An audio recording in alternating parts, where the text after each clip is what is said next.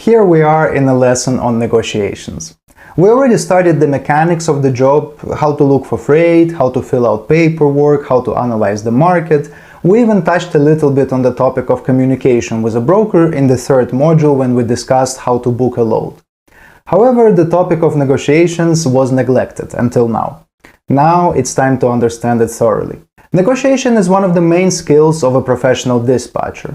After all, you'll have to negotiate not only with the broker for the price of the load, but also with the driver, with the owners and managers of the transportation company, or with the manager of the facility when you need to move the appointment or ask to unload your truck faster. Negotiations will have to be made with a broker about the load price, detention, or any additional surcharges in case of unforeseen circumstances.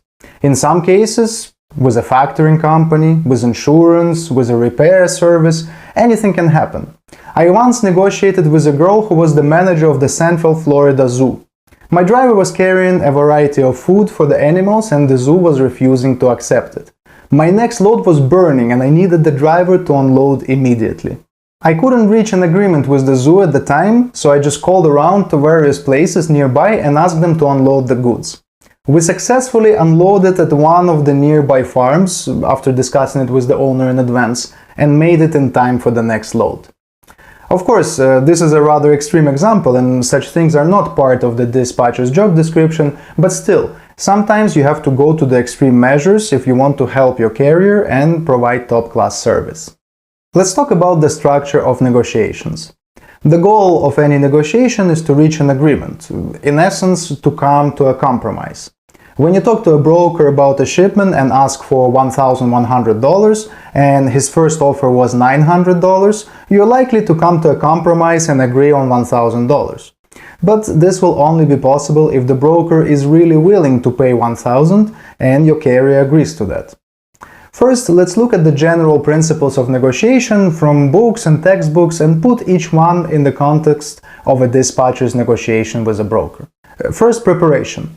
Before you start negotiating, it's worth gathering full information about the load. Make sure you've listened and written down all the load details and then identify the strengths and weaknesses of the broker for this negotiation. Will the driver have to drive at night? Do you have to drive through bad weather conditions or go through mountain roads? Will the truck lose extra time due to inconvenient pickup or unloading times? Are there any extra unloading points? Does the driver need to be involved in the unloading process? I don't know, is the load highly valuable or easily spoiled? All of these little details will be provided by the broker and can play a key role in setting a price for the shipment. In fact, this idea brings us back to where we started this module, market analysis. If you know the supply and demand for transportation service, if you prepare in advance and do market research, it will be very easy for you to understand your negotiating power and your strengths. Due to the fact that many dispatchers do not analyze and look at the freight market blindly without any preparation, many brokers often don't post prices for their loads. They sit back and wait, hoping that someone will agree to a very low price. Know your strengths, be prepared to negotiate, be attentive to small details of the shipment, and you will succeed. Now for the strategy. The first offer is usually the most important, because it becomes the benchmark against which all subsequent offers will be evaluated and compared. Suppose you call a broker. According to your calculations and analysis, you can get up to $2,500 for this load, but your minimum target is $2,200. The broker picks up the phone, gives you load information, and says he's paying $1,500. The difference is huge. Most dispatchers get lost at this point. They sense right away that they won't get the price they want and lower their bar. Some stop negotiating at all and hung up.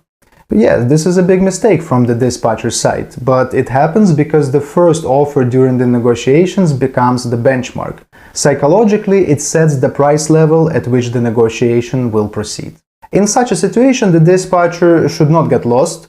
You should move according to the plan and bargain at your own level. In this case, it's $2,200 to $2,500. If I were a dispatcher, I would respond to the broker's price this way. I would say, actually, I was expecting to be at $2,500. How close can you get to my price range so we can find common ground? You see, I mentioned my desired price, but also indicated that I was willing to bargain. I completely disregarded the broker's low price and took the negotiation in my hands. And yes, it's likely that the broker was calling a low price because he actually has a low-paying load on his hands and he won't be able to give the price we're asking. On the other hand, he may have enough money. He's just trying to bait an inexperienced dispatcher. In this industry, you will never get exactly what you ask for. That's very important to think about. You will never get the price you called first. The broker will always haggle. So what do? That's right, we always start with a price that's higher than what we want. So if I know I need to make another $1,500 on the last load to meet my weekly plan, I'm going to sit there and call all the eligible loads and ask for $2,000.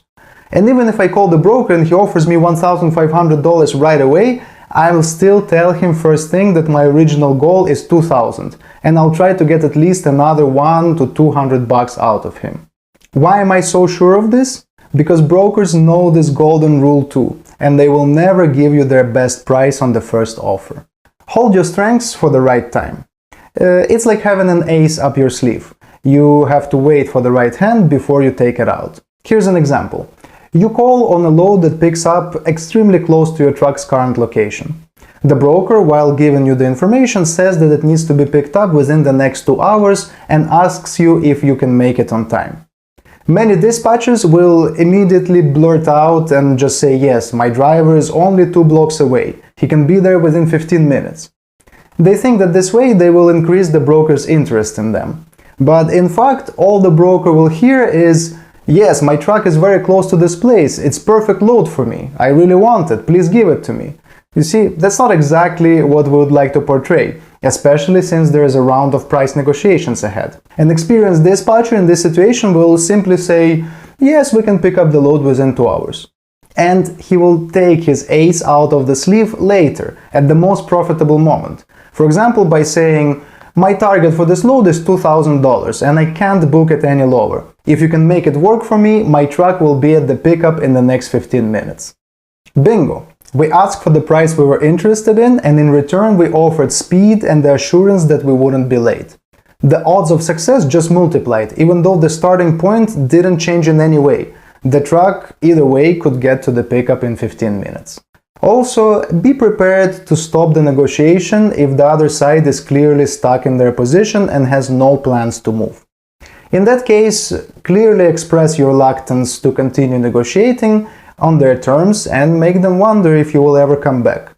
If they're on the hook for a deal and have more money in the load that they're claiming, they will feel the pressure to agree to your terms and will give you a call back with a better offer. Here are some more negotiating golden rules that we use in our company.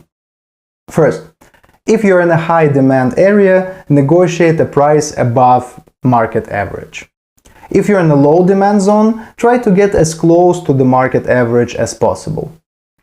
If you see that the broker doesn't have much time left to sell the shipment, bargain around 50% above the offered price and at least 20% above your desired price. Always take into account what's wrong with the load: toll roads, weather, mountains, night driving, etc. Pickup and delivery appointments play an important role in pricing. If the driver has to lose an extra day, well, this should be reflected in the rate. Always start with a bid that's at least 10 to 20% higher than the desired price. When a broker says he doesn't have more money on the load, he's lying. He wouldn't be working if he didn't profit from it. If your truck is far from key market areas and you see a hot load nearby, you can negotiate up to 100% price increase.